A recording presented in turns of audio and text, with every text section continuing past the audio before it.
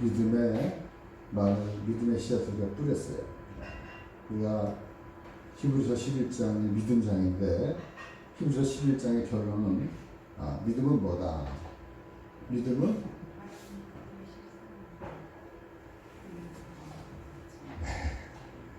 믿음은 여러 가지로 정의를 내릴 수 있지만 목사님이 내리는 믿음은 기다립니다. 기다립니다. 한번 따라해볼까? 믿음은 기다립니다. 다시 기다려주고 믿어주는 거죠. 기다리면 그러니까 진행형이에요. 진행형. 하루만 믿고 끝나는 게 아니에요. 계속해서 바라보고 계속해서 환영하고 계속해서 우리가 찾고 그리고 계속해서 우리가 사모하는 것. 그러니까 이 계속해서라고 하는 게 굉장히 중요해요. 우리 믿음은 이렇게 진행형으로 계속해서 기다리고 바라보고 나가는 거예요. 그러니까 기다리는 데는 그만한 인내가 필요한 거예요. 네. 그리고 그만한 대가가 필요한 거예요. 그래서 오늘 말씀 이 설교자는 우리에게 이렇게 믿음의 결론을 정리해주고 있어요. 어떻게 정리해주고 있느냐? 12장 1절 2절 말씀. 그러므로 우리에게 구름같이 둘러싼 후한 증인들이 있으니 이게 구약에 나오는 믿음의 선배들이 앞서간 믿음의 그 많은 허다한 무리들 증인들이 이제 둘러서 있는 거예요. 그러면서 이야기합니다. 모든 무거운 것과 얽매이기 쉬운 죄를 벗어버리고 인내로서 우리 앞에 당한 경주를 하며 앞에 있는 기쁨을 위하여 믿음의 주여 또 온전케 하시는 이 예수를 바라보자. 그는 그 앞에 있는 기쁨을 위하여 십자가를 참으사 부끄러움을 개의치 아니하시더니 하나님 보좌 우편에 앉으셨느니라. 이렇게 한마디로 믿음은 운동장에서 달리는 경주 같다. 이렇게 이야기를 결론을 내리고 있는 거죠. 우리 앞에 당한 경주를 하는 거예요. 달리기 경주하는 거예요. 믿음. 그러니까 이 달리기 경주하는데 처음부터 막 앞서간다고 해서 그 사람이 골을 하는 게 아니에요. 마라톤은 40.15를 뛰는데 처음부터 막 달려간다고 그 사람이 잘 뛰는 것도 아니고요. 그리고 중간에 막 앞서간다고 해서 잘 뛰는 것도 아니고요. 그러니까 여러 가지 그런 그 페이스마다 길목마다 어려운 그런 그 언덕길, 고갯길, 내리막길 잘 조절해가지고 마지막 골인 지점에 들어가는 그런 그 완주하는 사람이 바로 마라톤에서는 온전하게 승리하는 사람이다.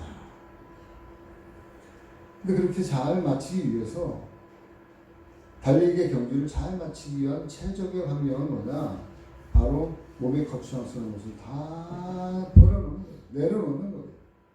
그래서 12장 1절 말씀에 보니까 모든 무거운 것과 얽매이기 쉬운 죄를 벗어버리고 달려야 됩니다. 여러분 마라톤 선수를 한번 연상해 보세요. 마라톤 선수들은 몸에 거추장 같은 그런 것이 없어요. 근데 가장 간편한 러닝, 팬츠, 그 다음에 자기 발에 잘 맞는 러닝화 그거 딱 신고 그리고 달리는 거예요. 가장 가볍게 만든 그런 그 차림으로.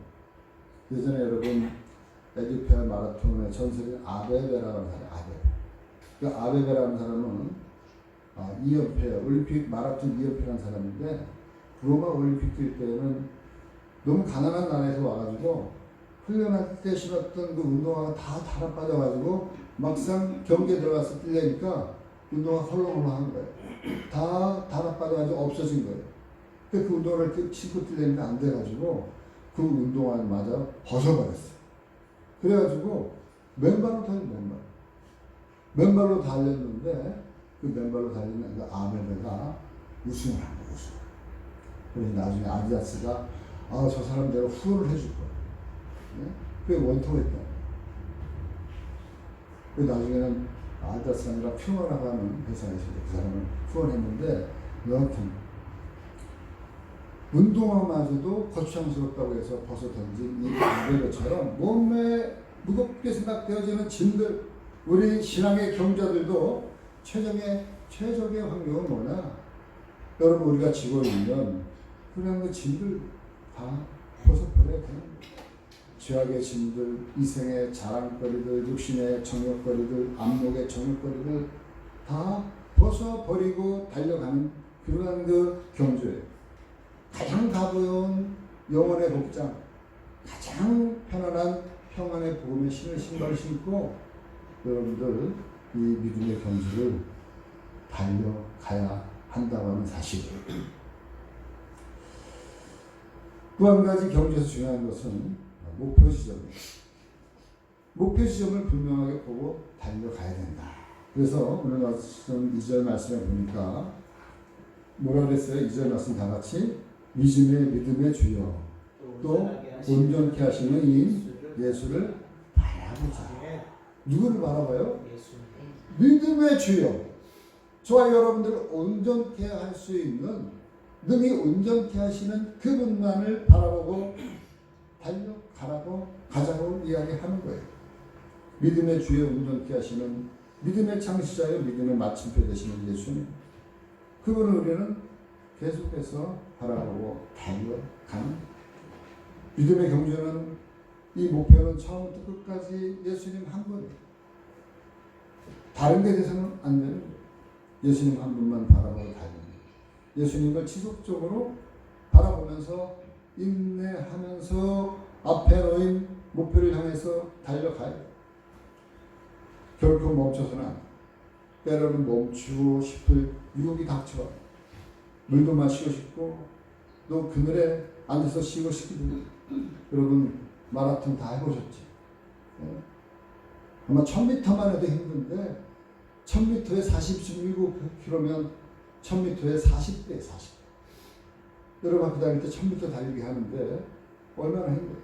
운동장 5바퀴 뛰는데 운동장 5바퀴 40배. 그 5바퀴 뛰어도 헉헉거리면서 물 먹고 싶고 쉬고 싶고 하는데 인생의 마라톤, 긴 마라톤 42.195km 달리는데 얼마나 많이 쉬고 싶고 그리고 얼마나 많이 물을 마시고 싶고 그리고 얼마나 많은 유혹이 있겠어요.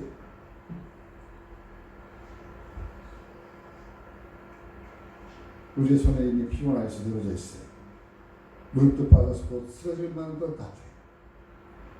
그럼에도 불구하고 여기서 멈출 수 없다고 이야기해요. 왜냐하면 우리 믿음의 종착지가 이제 바로 눈앞에 있기 때문에. 그러니까 오늘 말씀을 설교하는 이 히브리서 기자도 지금 달리다가 피곤해서 지쳐서 곧 쓰러질 것만 같은 그 성도들이 그 당시에도 있었던 거예요. 저도 여러분들에게 이 말씀을 하면서 그런 생각을 해봐요. 아, 그때 당시에 그 성도나 우리나 지금 똑같구나. 저 여러분들 오늘 말씀 읽은 말씀 중에 12절 13절 말씀이 격려해주고 있는 말씀이에요. 12절 13절 말씀 보니까 믿음으로 달리다가 피곤한 손과 연약한 무릎을 일으켜 세우고 12절 말씀 너희 발을 위하여 곧은 길을 만들어 저는 다리로 하여금 어그러지지 않고 고침을 받게 하라. 이미 손과 발은 무릎은 다 연약해가지고 지쳐있어요. 다 넘어지려고 하고 있는 가운데 있어요. 너무 길이 멀어가지고 돌고 돌아가는 이 길 인생 속에서 믿음의 경주 속에서 너무나도 힘들어 있는 그 당시 초대교회 성도들에게 이 히브리 설교자는 이 말씀을 하고 있는 거예요. 피곤한 손과 연약한 우리 무릎을 일으켜 세우라. 그리고 길이 구불구불하면 곧은 길을 만들어라. 그리고 다리가 절어서 아프면 우리가 고침을 받게 하여서 함께 달려가자. 함께 일어서자. 바로 이것이 우리가 가야 될 믿음의 경주라는 것. 히브리서 이 설교자가 지금 이렇게 설교하고 있는 이유가 있어요.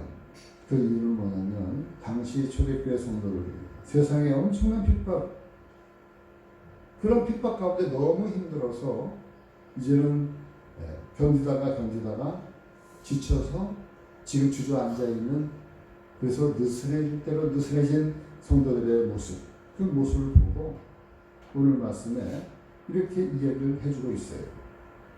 히브리서 12장 4절 말씀 보니까 너희가 죄와 싸우되 피 흘리기까지 대항하지 아니하였다. 피 흘리기까지는 대항하지 아니하였다. 이렇게 저들의 모습을 날카롭게 지적하고 있어요. 그러니까 죄와 초전부터 완전히 죄한테 무너진 게 아니에요.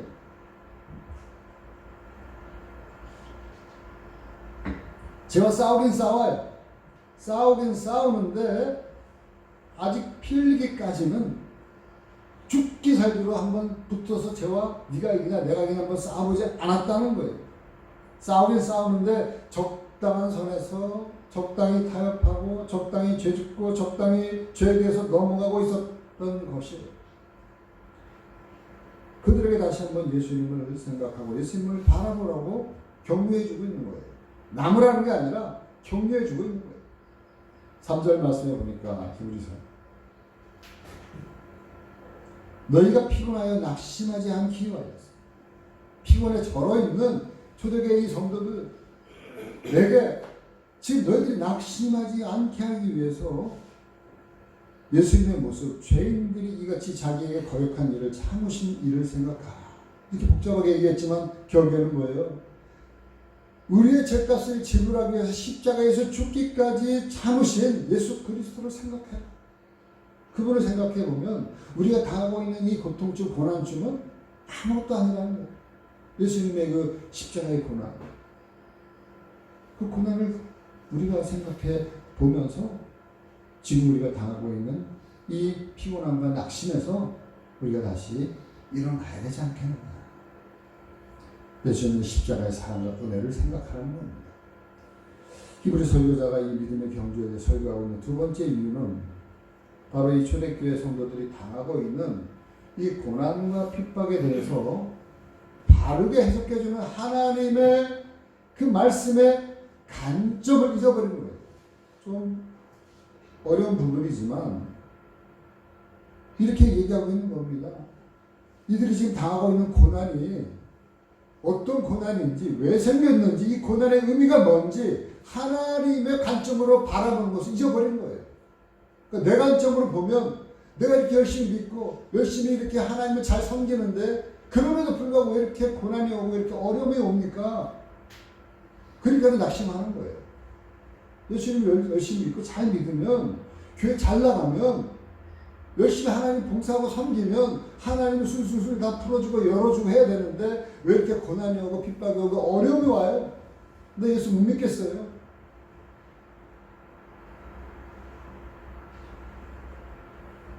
근데 그 어려움과 고난이 어떤 것이냐? 5절 말씀을 보니까 이렇게 얘기하고 있습니다. 또 아들들에게 권하는 것 같이 너희에게 권면하신 말씀도 잊었도다. 말씀하시면서 내 아들아 주의 징계하심을 경히 여기지 말며 그에게 꾸지람을 받을 때 낙심하지 말라. 그러니까 우리가 성도들이 받는 겪는 고난과 어려움은 우리가 하나님의 자녀라고 하는 사실을 확인해주는 좋은 기회. 이 고난이 우리에게 그 기회를 준다는 거예요. 하나님께서 우리를 사랑하시는 자녀로 여기시기 때문에 세상으로부터 오는 고난과 시련을 통해서 내가 하나님의 백성이었구나, 내가 하나님의 나라의 자녀구나, 이것을 더 분명하게 확인시켜주고 인지시켜주는 것이 바로 고난입니다. 바로 우리가 이루어한 하나님의 깊은 계획을 잊어버리고 보지 못한다면 고난은 우리에게 아무런 유익이 되지 못해요. 그냥 그 고난을 통해서 우리에게 주는 것은 불평거리고 불만거리고 거기에 불과한 거예요. 그것이 마치 이스라엘 백성들이 40년 동안 광야 생활을 통해서 늘 그랬던 것처럼 물이 없으면 물이 없어 불평하고 먹을 것이 없으면 먹을 것이 없어 불평하고 신발이 없으면 신발이 없어서 불평하고 발이 부르텄으면 부르텄다고 불평하고 그러니까 애굽에서 세상에서 먹고 마시던 그 애굽의 고깃국이 그립고 거기서 먹었던 풀이 그립고 거기서 먹었던 풍성한 것이 그립고 그 모든 것이 다 불만거리에 넘쳐나는 거예요.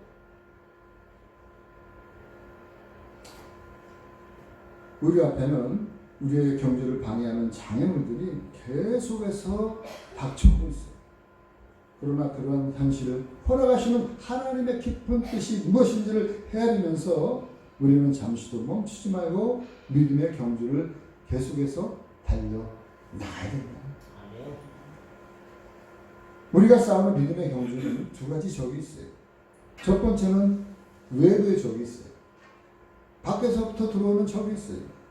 우리 환경 너머로부터 닥쳐오는 여러 가지 물질적인, 정신적인, 육체적인 고난과 도전이 우리를 할 수만 있으면 무너뜨리고 소멸시키려고 하는 그런 무서운 모습으로 다가오고 있어요. 이러한 공격들, 이러한 도전들은 저와 여러분들에게 뿐만 아니라 모든 시대, 모든 나라에 걸쳐서 이 복음이 들어가는 하나님의 모든 성도들에게 필수적으로 늘 닥쳐왔던, 있어왔던 시련과 도전들이었어요. 그렇기 때문에 히브리서 10장 32절 말씀, 우리가 전에 얘기했던 거예요. 초대교회 예수 믿었던 사람들이 이런 고난을 받았다. 전날에 너희가 빛을 받은 후에, 예수님을 영접한 후에 고난의 큰 싸움을 견뎌낸 것을 생각하라. 33절 말씀에 혹은 비방과 환난으로부터 사람에게 구경거리가 되고 혹은 이런 형편에 있는 자들과 사귀는 자가 되었으니 34절 너희가 갇힌 자를 동정하고 너희 소유를 빼앗기는 것도 기쁘게 당한 것은 다 같이 더 낫고 영원한 소유가 있는 줄 아니라. 여러분, 예수 믿는 믿음의 선배들은 이런 고난을 기쁘게 당했다고 말씀하고 있어요. 그 이유는 한 가지, 이것은 세상 사람들이 손댈 수 없는 더 낫고 영광 소유가 있는 줄 알았기 때문에. 세상이 주는 고난은 오히려 우리가 본질적으로 내가 하나님의 백성임을, 그리고 내가 지금 소유하고 있는 믿음이 무엇인지, 하나님의 나라가 무엇인지를 다시 한번 일깨워주는 통로에 지나지 않는다는 거예요. 그렇기 때문에 이 히브리 설교자는 성도들이 받는 이 세상의 고난을 한마디로 뭐라고 이야기하고 있냐면 징계라고 이야기를 해주고 있는 징계. 여러분 12장 5절 말씀 다 같이 한번 읽어볼까요? 다 같이 시작. 또 아들들에게 권하는 것 같이 너에게 권하는 주신 말씀을 잊었도다. 이랬을 때 내 아들아 주의 징계하심을 경히 여기지 말며 그에게 꾸지람을 받을 때 낙심하지 말라. 네, 내 아들아 주의 징계하심을 경히 여기지 말라.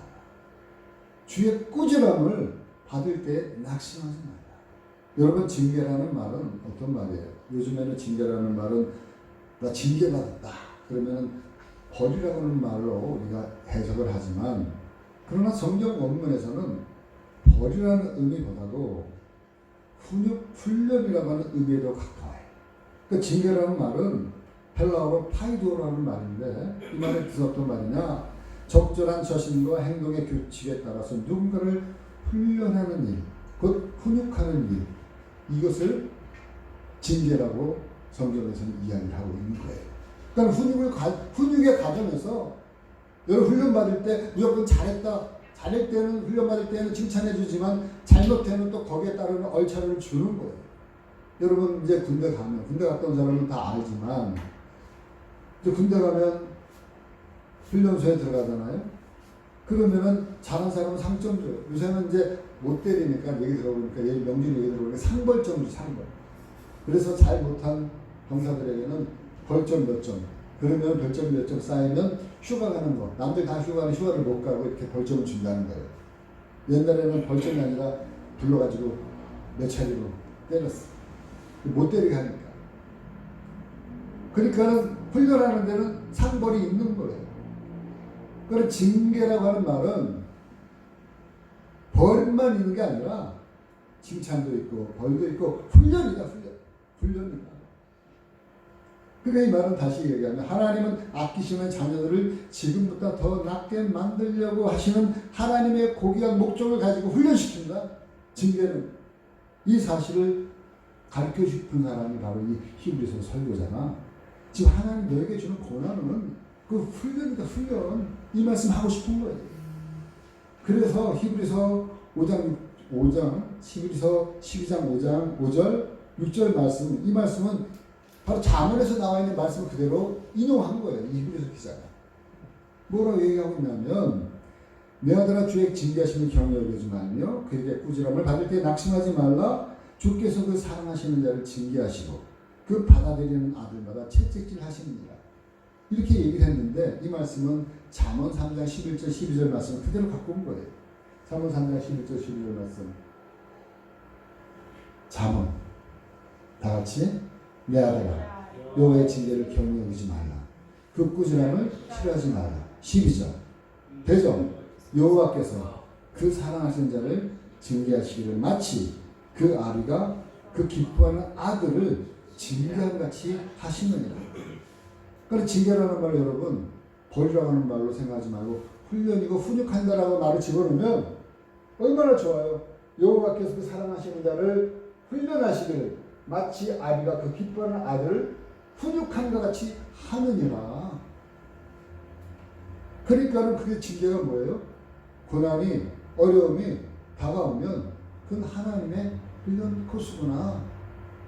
하나님이 나를 더 낫게, 더 좋게, 더 훌륭하게 하나님 나를 만들게 하긴 하나님의 훈련 도구구나. 축복의 도구구나. 이렇게 저와 여러분들이 생각하고 인정하고 받아들이는 하나님의 관점의 믿음을 여러분들이 또 가져야 된다고 하는 사실이에요. 할렐루야. 이 히브리 설교자는요 계속 이렇게 이야기를 하고 있어요.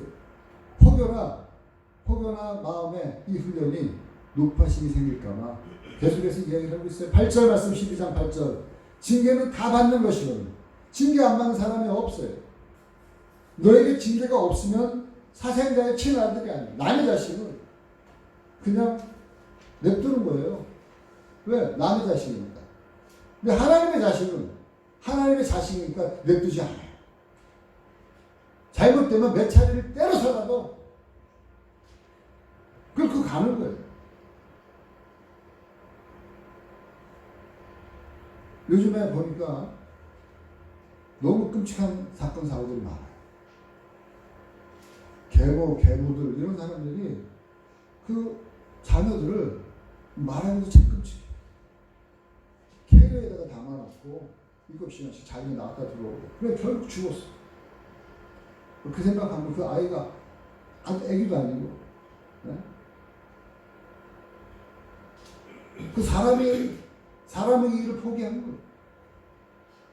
인간의 길을 포기한 그런 이 시대에 하나님은 우리에게 사랑하는 자녀들에게 이렇게 징계하는 것은 바로 남의 자식이 아니기 때문에 하나님의 친아들이기 때문에 친자식이기 때문에 그렇다는 것을 이 히브리서 이 설교자는 계속해서 이야기를 해주고 있는 거예요.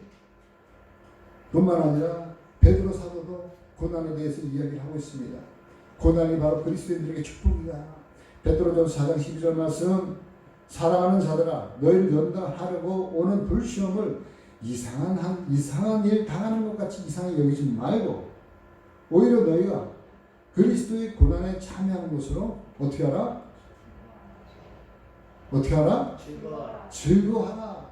그의 영광을 나타내실 때 너희로 즐거워하고 기뻐하게 하려 함이라.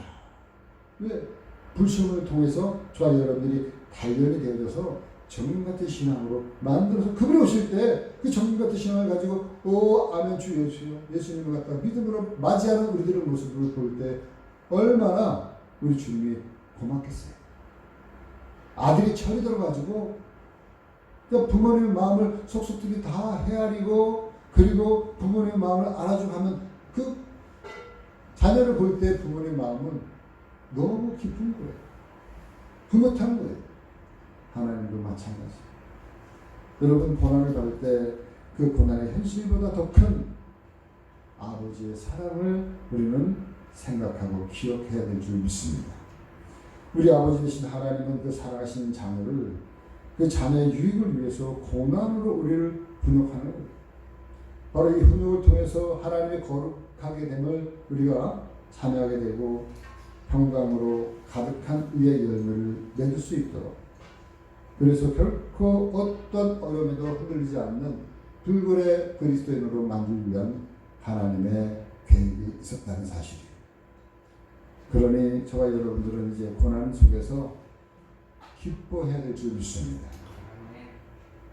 우리의 단련된 믿음의 근육 우리로 하여금 어떠한 고난 속에서도 계속해서 우리를 위해서 예비된 약속을 향해서 달려가게끔 만들어 주는 거예요. 두 번째 우리가 싸워야 될 이 싸움은 어떤 싸움이냐? 우리의 이 믿음의 공동체는 바깥으로부터 오는 도전과 굳세게 싸워서 맞서 싸워야 할 뿐만 아니라 우리 내부의 적들이 있는 내부의 적. 오히려 외부의 적은 눈에 보이기 때문에 우리가 잘 방어할 수 있지만 내부의 적이 더 무서워요. 한편으로 보면 내부의 적이라는 뭐예요? 내 안에 있는 것. 바로 이 내부의 적을 일깨우기 위해서 오늘 말씀을 설교자가 이렇게 이야기하는 거예요. 모든 사람과 더불어 화평함과 거룩함을 따르라. 12장 14절 말씀 다 같이 한번 읽어볼까요? 다 같이 시작. 모든 사람과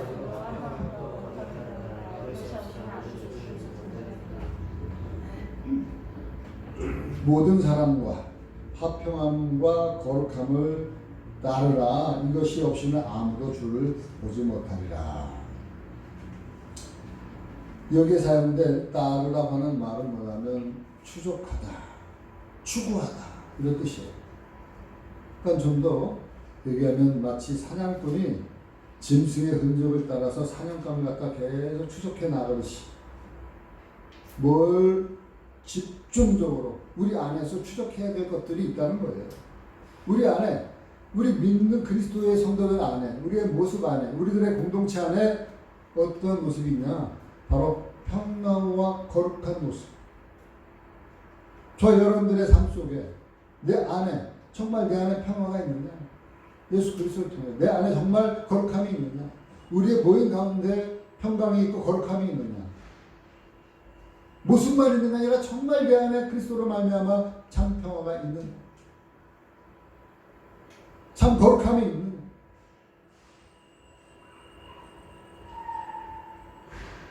주님의 교회는 이 땅 가운데 있는 회복된 관계의 살림의 공동체, 평화의 공동체, 또 구별된 정체성의 거룩의 공동체. 거룩이라는 말은 이렇게 구별되어집니다. 샬롬이라는 말은 평화라는 말이 정말 우리가 우리 믿음 안에서 우리 안에 하나님이 주시는 평화와 그리고 거룩함이 있느냐, 거룩성이 있느냐. 바로 그것을 우리가 마치 사냥감을 추적하듯이 내 안에 있는 것을, 내 안에 있는 이 평화와 거룩함을 잘 추적해보고 없으면 그것을 다 되찾아야 된다는 거예요. 근데 일을 잘하려면 어떻게 해야 되느냐? 서로 돌아봐줘야 된다는 거예요. 서로. 오늘 말씀을 보니까 서로 돌아보는 일이 꼭 필요하다. 15절 16절 말씀, 너희는 하나님의 은혜에 이르지 못하는 자가 없도록 하고 또 쓴 뿌리가 나서 괴롭게 하여 많은 사람이 이로 말미암아 더럽게 되지 않게 하며 16절, 음행하는 자와 혹 한 그릇 음식을 입어야 장자의 명분을 판 에서와 같이 망령된 자가 없도록 어떻게 하라? 어떻게 하라? 살피라.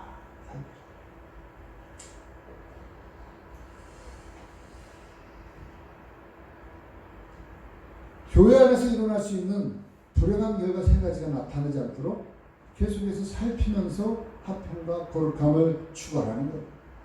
바로 교회 안에서 서로 구성원들이 서로 살펴야 할 이 세 가지가 있는 거예요. 첫 번째, 한번 따라해 봅시다. 한 사람이라도 하나님의 은혜에 이르지 못하는 자가 생기지 않도록. 두 번째, 한 사람이라도 쓴뿌리가 일어나 괴롭게 하여 교회가 더럽혀지지 않도록. 셋째, 한 사람이라도 에서와 같이 음행하거나 망령된 자가 일어나지 않도록 하는 것. 이 세 가지 서로 살펴야 돼. 그러니까 은혜가 떨어지면 안 되는 거예요. 은혜가 떨어지면 또 가서 은혜를 갖다 다시 부추겨야 되고 은혜를 갖다 다시 얻도록 힘을 줘야 되고 서로가 부추겨야 되는 거예요. 서로. 너가 은혜가 떨어지던 말을 냅두면 그냥 떨어져 나가는 거예요. 뿐만 아니라 쓴뿌리가 일어나서 괴력과해서 교회를 막 어지럽게 하는 그러한 일이 교회 내에서 생기지 않도록 또한 해야 되는 거예요. 서로 기도하고 격려하고, 그리고 또 한 가지는 에서처럼 망령된 그런 일이 생기지 않도록 서로가 살펴봐야 됩니다.